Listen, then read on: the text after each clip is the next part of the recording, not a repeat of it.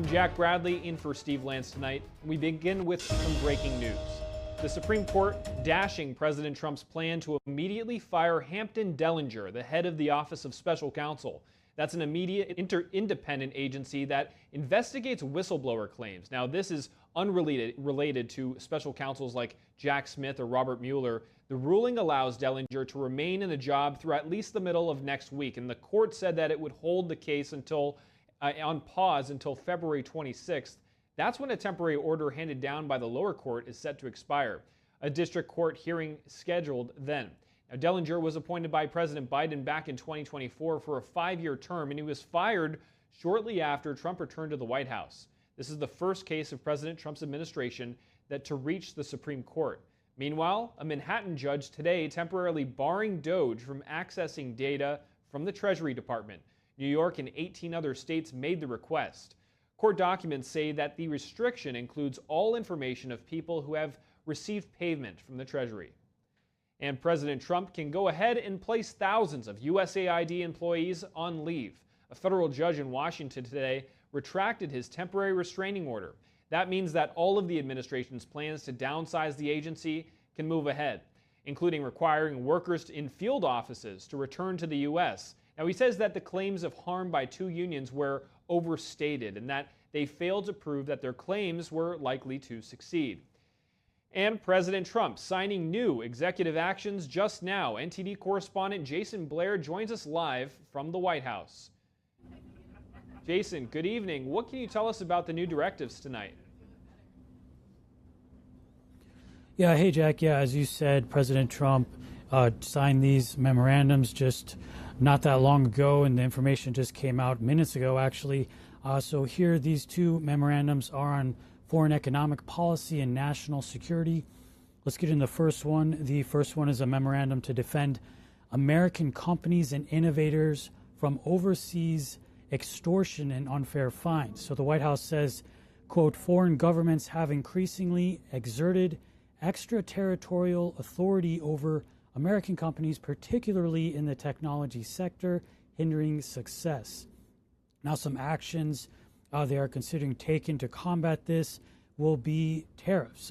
Tariffs will be one of the considered actions to respond, and then also to ensure that U.S. products and services are governed by America and not foreign governments. And then getting into the second one, it's called the America First Investment Policy. So this one is more about national security. National Security Presidential Memorandum says encourages foreign investment while protecting national security, and it does particularly state from threats posed by foreign adversaries like China. Jack? Very interesting, some executive orders there. And Jason, while you're at the White House, we had Kash Patel, Howard Lutnick to be the latest of President Trump's nominees to be sworn in. What updates do you have for us here? Yeah, Jack, Howard Lutnick was sworn in here at the White House a couple of hours ago. President Trump was there participating in the ceremonies. Now, Lutnick won his confirmation in the Senate on Tuesday, 51-45. He will be heading the Commerce Department. Lutnick is a businessman. So one of the things that Trump said during the announcement was that Lutnick will protect our workers and our wealth and grow our economy into the strongest in the history of the world. Now, also today, Kash Patel was sworn in as FBI director by Attorney General Pam Bondi. He was confirmed by the Senate yesterday on Thursday, 51-49. And Trump was not at his ceremony. However, Trump did comment on Kash Patel being the FBI director earlier today. Here's what he said about that. One of the reasons I loved Kash and wanted to put him in is because of the respect the agents had for him. I think he'll go down as the best ever at that position. And Kash Patel also made some remarks during his ceremony. Here's a clip from that earlier today. There will be accountability within the FBI and outside of the FBI, and we will do it through rigorous constitutional oversight starting this weekend. Yeah. So right now, Kash Patel will be leading the FBI at a time of unrest. The Trump administration has alleged several times that the agency has been weaponized for political reasons. Back to you, Jack. Jason, thank you very much for that update there. Now, turning in now to international news. Israeli officials are demanding answers, saying that one of the bodies Hamas handed over was not that of an Israeli hostage, claiming that it was. This has been a week after an emotional roller coaster of families, as Hamas is set to release 6 living hostages tomorrow. NTD's Jason Perry has the details. Hamas terrorists handed over the bodies of what they said were 4 deceased hostages on Thursday, and they were supposed to be the bodies of Shiri Bibas, her 2 sons, Ariel and Kafir, and Oded Lifshitz. But after testing the bodies, Israeli forensic specialists said they could confirm the identities of only Shiri's 2 sons and Oded Lifshitz. They said the other body was that of an unidentified woman, not Shiri Bibas. Israeli army spokesperson Daniel Hagari also shared some other findings of the forensics testing. Contrary to Hamas's lies, Ariel and Kfir were not killed in an airstrike. Ariel and Kfir Bibas were murdered by terrorists in cold blood. The terrorists did not shoot the 2 young boys. They killed them with their bare hands. Israel's prime minister also shared his thoughts on the tragic situation. All of Israel is united in grief.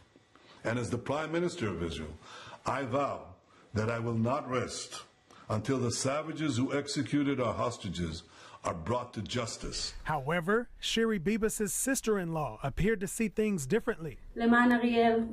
For Ariel and Fair's sake, and for Yarden's sake, we are not seeking revenge right now. We are asking for Shiri. The cruelty of Hamas only emphasizes the urgent need to bring Shiri back to us and save the lives of the living hostages and return all the deceased for burial. The Hamas terrorist group released a statement saying they are investigating a possible error in the identity of the body they returned. Meanwhile, Hamas is set to release 6 living hostages on Saturday. They are Elia Cohen, Tal Shoham, Omer Shem Tav, and Omer Winkart, who were all taken hostage on October 7th. The 2 others are Hisham Al-Sayed and Avera Mengistu, who have been held captive in the Gaza Strip for about 10 years now. This comes as Israelis are still grappling with 3 empty buses that exploded south of Tel Aviv on Thursday.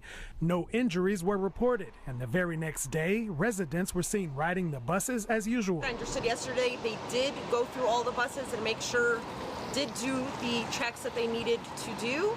Because of that, I felt safe enough this morning. I wouldn't go last night, but this morning I felt safe enough that I can take a bus.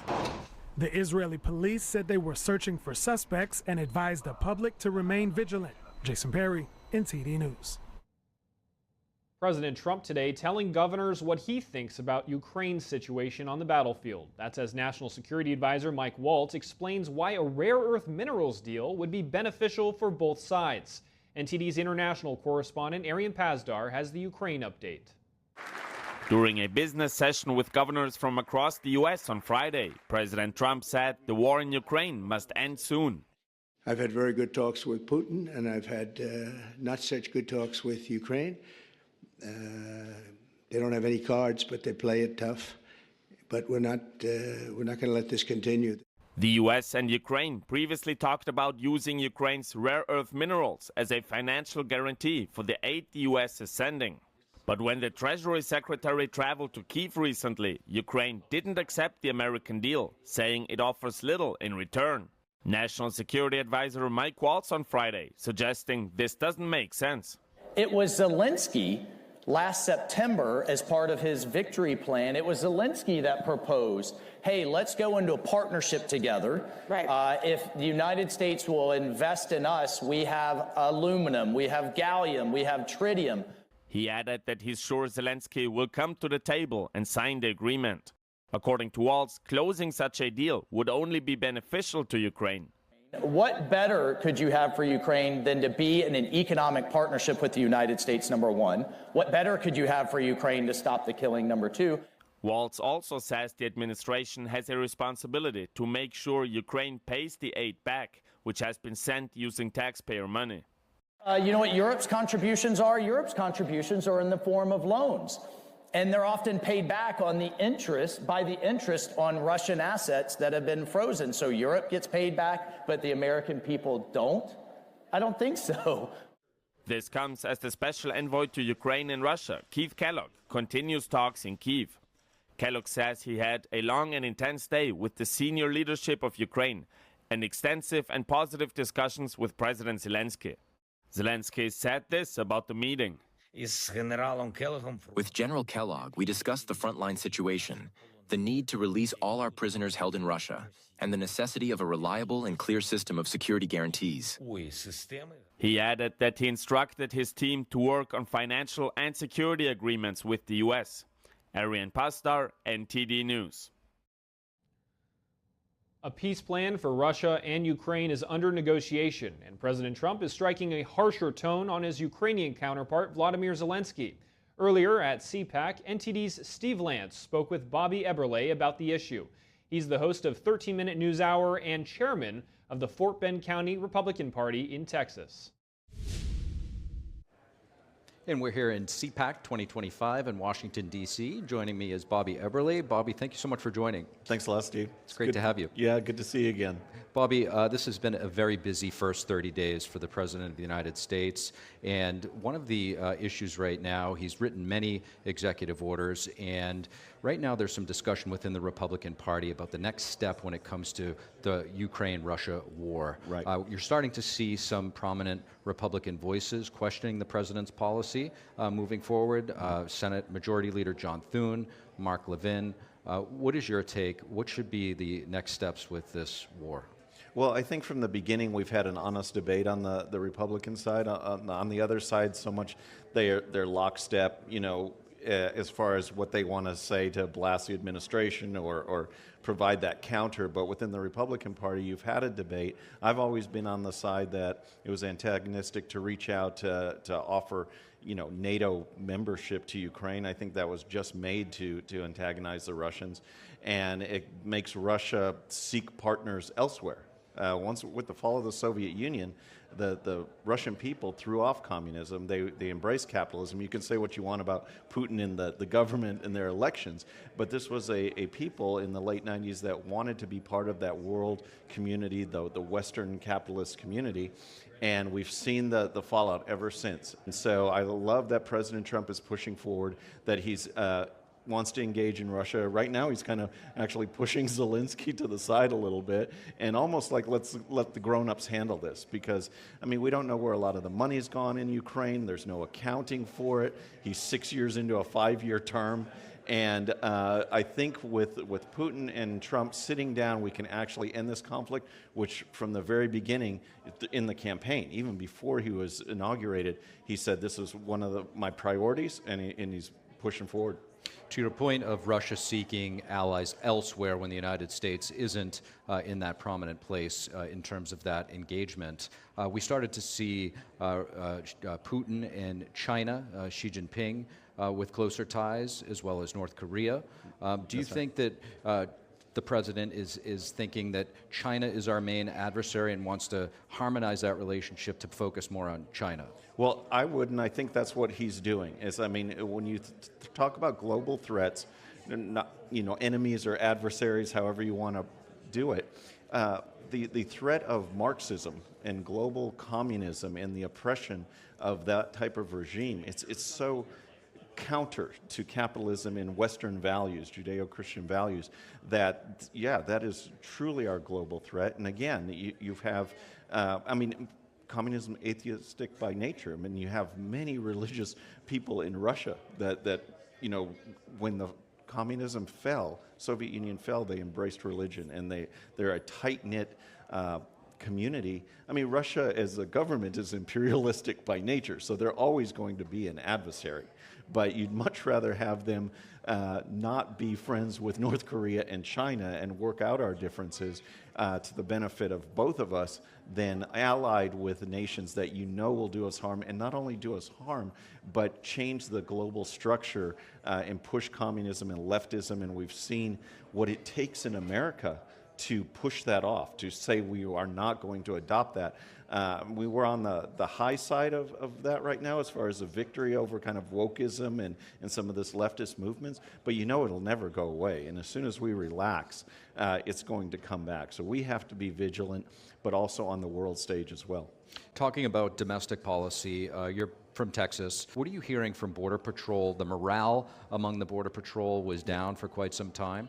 Yeah, well, this is just like the military in general and Border Patrol in particular. When you see a true advocate in the White House, someone that promotes American citizens above all else, because we're America, that's why our government exists, then that morale is going to increase, because it's like, I believe in you, I stand behind you, I will give you the resources that you need to succeed to do your job, which is to keep America safe. The easy thing that the right will say is, oh, we're just bringing in these illegals to have more voters over time. But the way the Constitution is interpreted now, anyone that's here counts as the census. So that's votes too. California could be shedding voters, but if you pump in illegals, their congressional apportionment might not even change. And so we have to stop that. But with Border Patrol actually doing this job, we're doing it. And the response has been fantastic. Bobby Eberle, really appreciate it. Thank you. Enjoy it. Thank you for watching the Capitol Report. If you want to see our full broadcast, check us out at epochtv.com.